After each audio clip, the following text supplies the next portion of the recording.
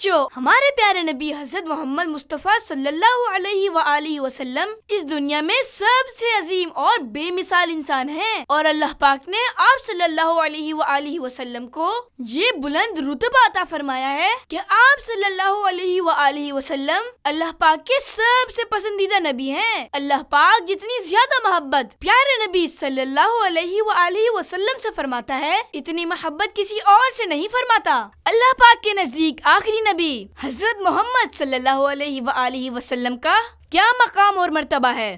آئیے آیت درود سے سمجھنے کی کوشش کرتے ہیں۔ پیارے بچوں، اللہ پاک نے قرآن کریم میں اپنے بندوں کو مختلف کاموں کے احکامات ارشاد فرمائے ہیں، جیسے نماز پڑھنے کا حکم دیا، روزہ رکھنے کا حکم دیا، حج کرنے کا حکم دیا، مگر کسی مقام پر بھی یہ نہیں فرمایا کہ ہم اور ہمارے فرشتے بھی یہ کام کرتے ہیں، تو اے مسلمانوں تم بھی کرو۔ لیکن رسول کریم صلی اللہ علیہ وآلہ وسلم پر درود و سلام بھیجنا ایک ایسا مبارک عمل ہے کہ جس کے بارے میں اللہ پاک سورہ احزاب کی آیت نمبر 56 میں ارشاد فرماتا ہے، ان اللہ وملائکتہ یصلون علی النبی یا ایھا الذین آمنوا صلوا علیہ وسلموا تسلیما، یعنی اللہ اور اس کے فرشتے نبی پر درود بھیجتے ہیں۔ اے ایمان والو، ان پر درود اور خوب سلام بھیجو۔ قرآن کریم کی اس آیت میں بتایا گیا کہ اللہ پاک اپنے حبیب صلی اللہ علیہ وآلہ وسلم پر رحمت نازل فرماتا ہے، اور فرشتے بھی آپ صلی اللہ علیہ وآلہ وسلم کے لیے رحمت کی دعا کرتے ہیں۔ تو اے مسلمانوں، تم بھی آپ صلی اللہ علیہ وآلہ وسلم پر درود و سلام بھیجو،